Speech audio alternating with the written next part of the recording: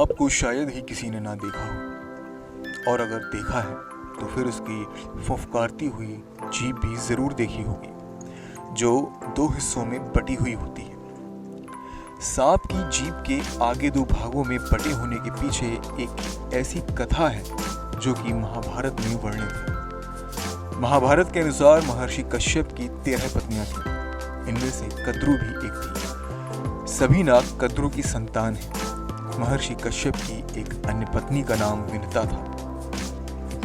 पक्षीराज गरुण विनता के ही पुत्र हैं। एक बार कद्रु और विनता ने एक सफेद घोड़ा देखा। उसे देखकर कद्रु ने कहा कि इस घोड़े की पूंछ काली है और विनता ने कहा कि सफेद। इस बात पर दोनों में शर्त लग गई।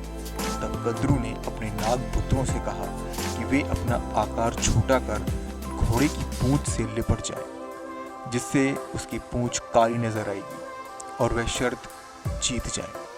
कुछ नागों ने कद्रु की बात मानने से इनकार कर दिया, जिससे कद्रु ने उन्हें श्राप दिया कि तुम सभी जन्मेजय के यज्ञ में भस्म हो जाओगे। बाकी नागों ने अपनी माता की बात को मानकर उस सफेद घोड़े की पूंछ से लिपट गए, जिससे कि उस घोड़े की पूंछ काली नजर आने लगी, जिससे कि कद्रु इस शर्त में विजयी हुई और विनता को उसकी दासी होना पड़ा।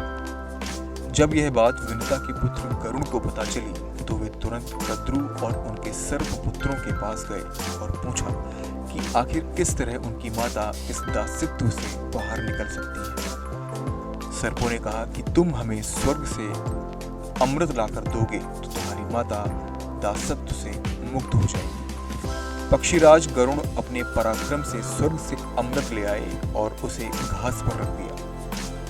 कथा के अनुसार नाग उस अमृत को पीने से पहले स्नान करने चले गए। इतने में देवराज इंद्र उस अमृत को पुनः वहां से स्वर्ग ले गए। यह देखकर सांपों ने उस घास को चाटना शुरू कर दिया जिस पर अमृत कलश रखा हुआ था।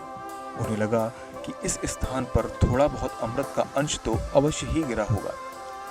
ऐसा करने से उनकी जीभ के 2 टुकड़े हो गए। उस दिन के बाद से ऐसा कहा जाता है कि सर्पों की जीभ के आगे का हिस्सा 2 भागों में बटा हुआ होता है। ऐसे ही विचित्र रहस्यों से रूबरू होने के लिए हमारी नेक्स्ट 9 स्पिरिचुअल को सब्सक्राइब करें।